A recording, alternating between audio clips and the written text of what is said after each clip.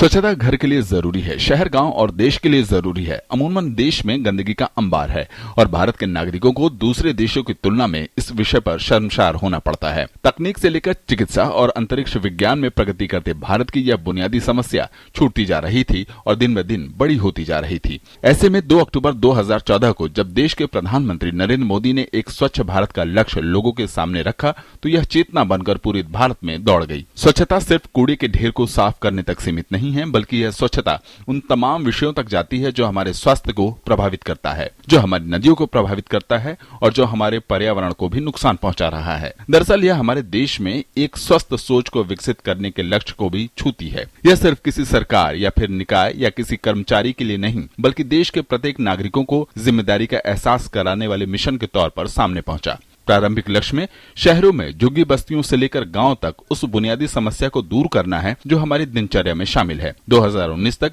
देश में खुले में शौच को खत्म करने का लक्ष्य रखा गया है। इसके लिए 6 करोड़ शौचालयों का निर्माण जरूरी है। देश की 30 करोड़ शहरी आबादी के लिए ठोस कचरा निपटान को भी शामिल किया गया है, जिससे कूड़े के पहाड़ शहरों में न खड़े हों। ग्रामीण क्षेत्र में पीने योग्य साफ पानी पहुंचाना भी स्वच्छ भारत मिशन के अंग के तौर पर है। आर्सेनिक पानी की वजह से खास तौर पर ग्रामीण इलाकों में लोगों में स्वास्थ्य संबंधी शिकायतें बढ़ रही हैं। नदियों के जल को साफ रखने के लिए शहरों के गंदे नालों और औद्योगिक कचरों को सीधे नदी में गिराने से रोकने के लिए भी एसटीपी और ईटीपी बनाने पर जोर दिया जा रहा है। उद्योगों के लिए उत्सर्जन नियमों को सुधारा गया है, जिससे राष्ट्रीय वायु गुणवत्ता सूचकांक में सुधार हो सके और एक ठोस कचरा प्रबंधन, 60 लाख टन प्लास्टिक कचरे का प्रबंधन, बायोमेडिकल कचरा प्रबंधन देश के सामने एक चुनौती है। इनसे निपटना संस्थागत काम है, लेकिन रोजमर्रा के जीवन में प्रत्येक नागरिक अपने कर्तव्य के साथ स्वच्छ भारत के मिशन में जुड़े, यह भी एक बड़ी चुनौती है।